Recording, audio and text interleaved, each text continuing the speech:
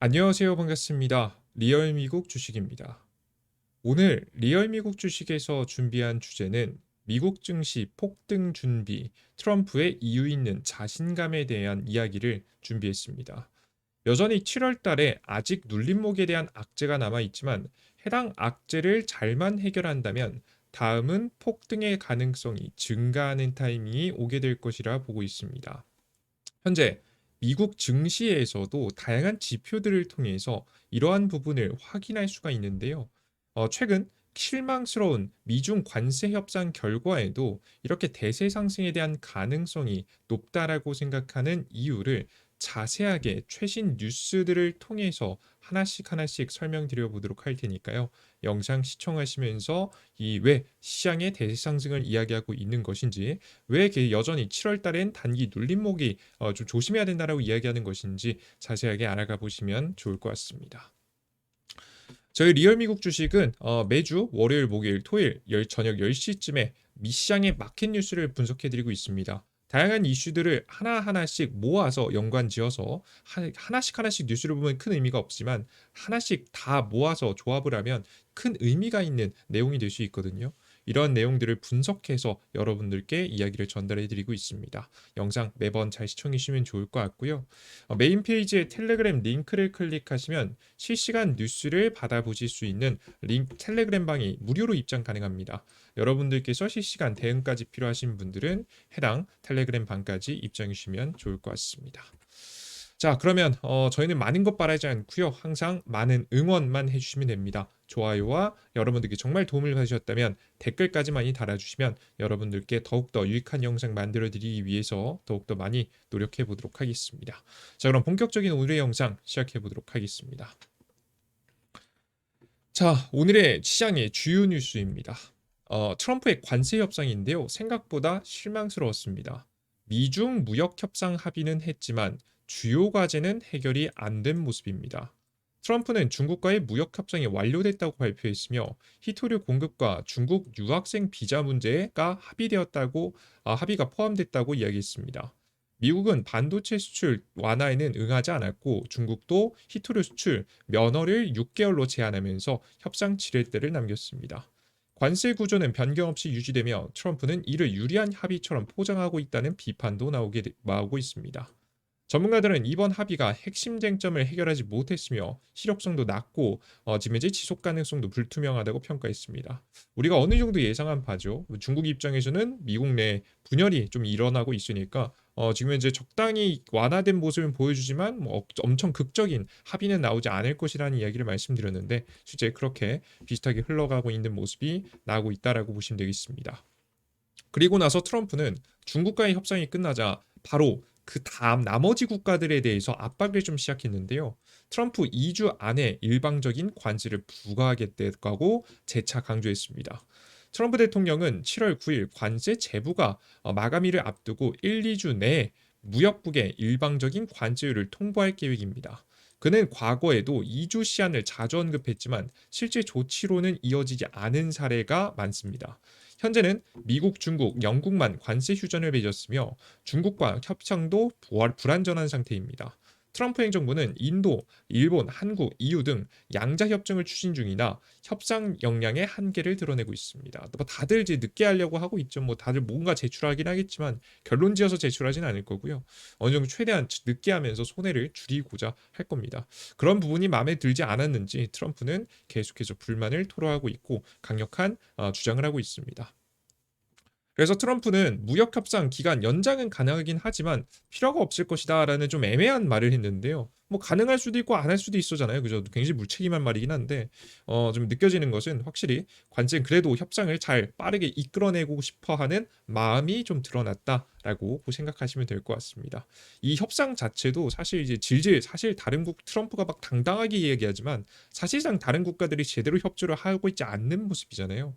이 또한도 역시나 굉장히 실망스러운 모습이 나왔다라고 생각하시면 될 것 같아요.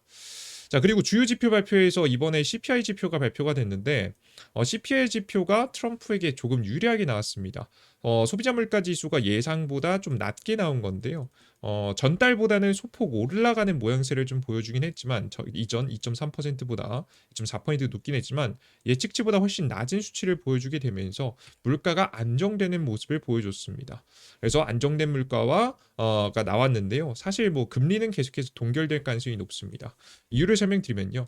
미국의 5월 CPI는 대체로 시장 예상에 부합하거나 하회해서 금리 인하 기대가 커졌지만 연준은 아직 신중한 입장을 유지하고 있습니다.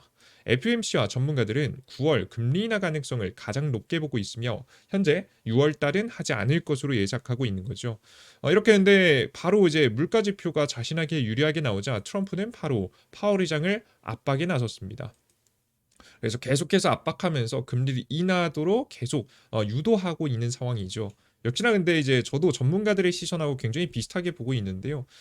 이제 왜 그런 거냐면 7월 달 발표되는 6월 지표를 확인해야 되기 때문입니다. 이게 무슨 소리냐면 사실 이 중국한테 가해진 30% 관세가 제일 센 관세예요.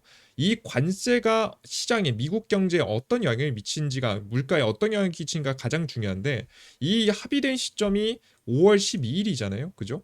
그리고 5월 12일이고 5월 14일부터 효력을 발휘해서 30% 관세로 확정된 상태에서 그 전에 많이 올라간 건 취소됐지만 30%는 유지된 상태에서 관세가 부과됐습니다. 이 관세가 부과되기 시작하고 나서 수출품이 뭐 만약에 이루어졌다고 하더라도 이제 수출품이 미국에 도착하기까지 보통 선박으로 많이 수출하기 때문에 한 달 가량의 시간이 더 걸립니다. 그래서 우리는 5월 달 지표를 바로 보는 게 아니라 우리가 사실 봐야 되는 건 실제 6월 달 지표를 봐야 되는 거죠. 그래서 보통 6월 달 지표는 언제 공개되죠? 7월 달에 발표됩니다. 그래서 6월 달 지표가 발표되는 7월 15일 날짜로 발표되는 내용이 진짜 30% 관세가 반영된 현재 지표이기 때문에 해당 지표 확인하기 전까지는 파월 의장은 뭐 그렇게 큰 변화를 보이지 않을 것이라고 예상이 됩니다.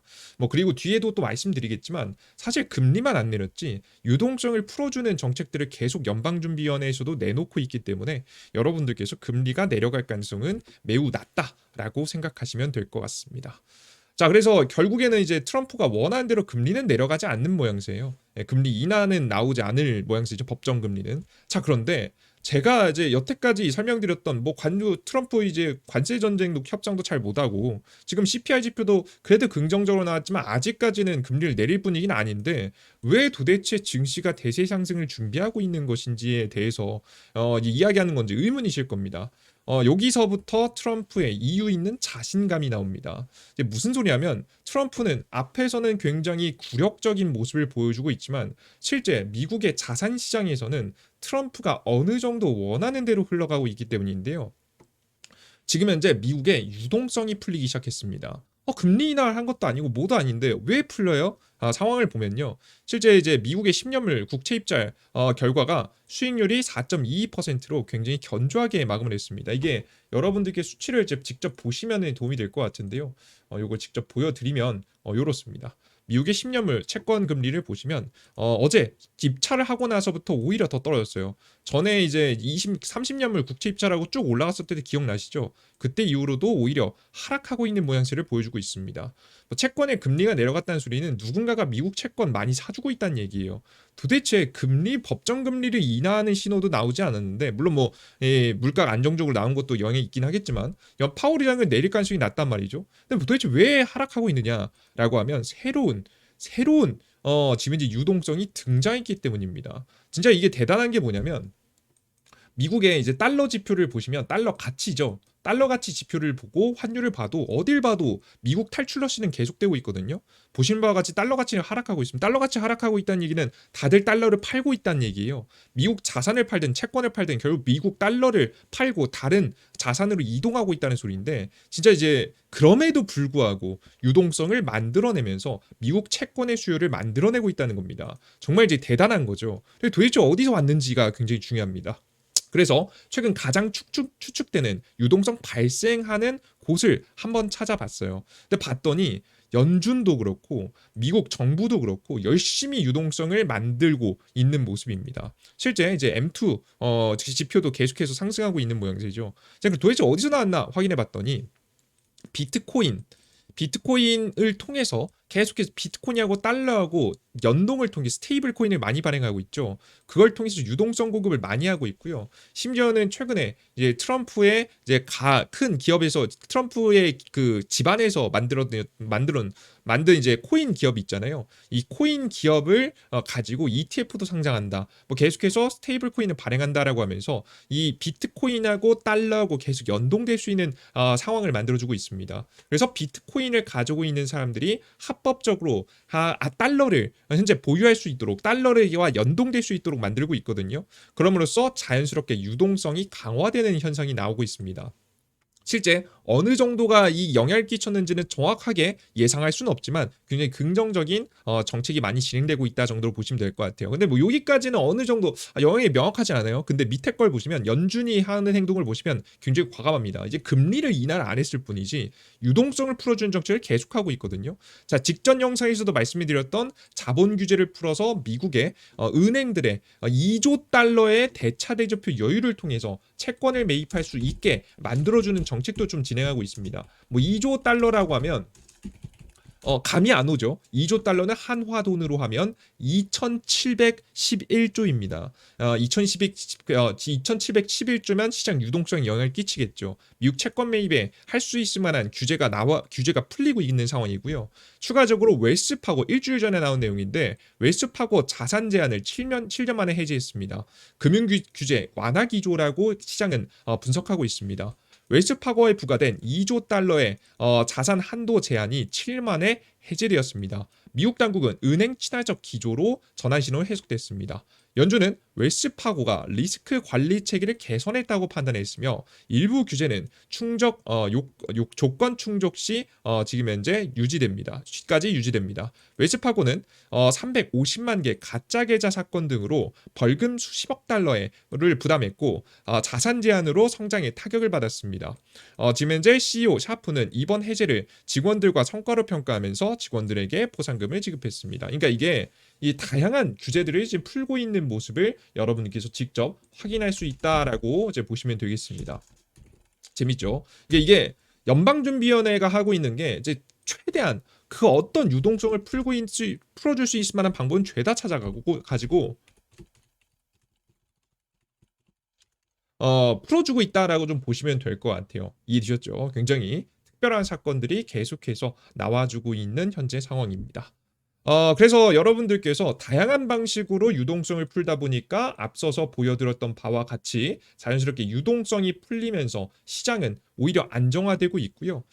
그래서 곧 이 풀리게 될 이제 채권 발행이 많이 나올 예정이잖아요. 채권 발행을 대비하는 모습을 트럼프 정부가 보여주고 있다라고 생각하시면 되겠습니다. 실제 그리고 그것이 효과가 있기 때문에 미국 채권 수요가 증가했고 그로 인해서 미국의 채권 금리 가격은 뚝뚝 떨어지고 있다라고 현재 보여집니다.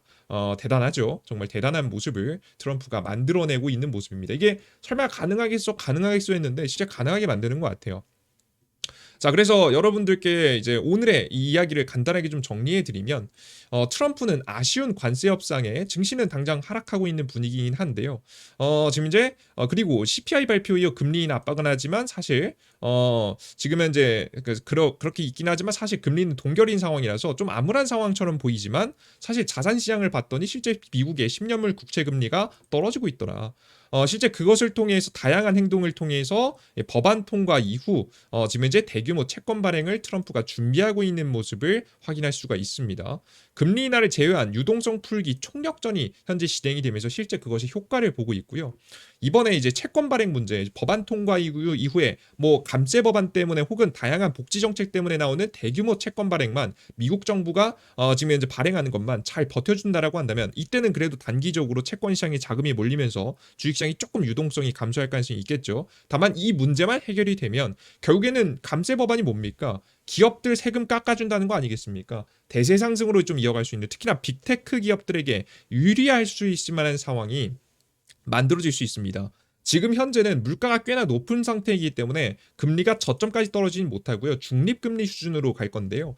지금 상태에서 조금 내려간 수준이죠. 이러면 이 보통 이제 제조업들도 제조업이지만 제조업들보다도 훨씬 더 이제 높은 금리 꽤나 높은 금리를 유지하기 때문에 높은 금리 상황에서도 이 다양한 자산 투자를 많이 하고 수익을 많이 거둬들이는 빅테크 기업들이 매력을 보일 가능성이 높습니다. 그래서 우리 빅테크 기업들을 중심으로 해서 추가적인 성장이 기대가 되니까 이번에 여전히 7월 CPI 지표는 조심해야겠지만 역시나 그 조심하면서도 우리가 마냥 안 좋게 생각하는 게 아니라 그때 정말 좋은 매수 기회가 오거나 혹은 뭐 7월에 큰 문제가 없이 지나간다라고 하더라도 그때부터 지금 현재 문제가 해결되면서 다양한 자산들이 상승할 가능성이 높으니까 어떤 상황이 오든 매수를 준비해야 되니까 우리는 매수 준비를 미리미리 해놔야 된다라는 이야기를 여러분들께 말씀해 드려보도록 하겠습니다. 이해되셨죠? 참고해 보시면 여러분들 투자에 조금이라도 도움이 될 수 있지 않을까 싶습니다. 항상 투자는 모든 것들을 예측하기보다는 항상 예상은 하되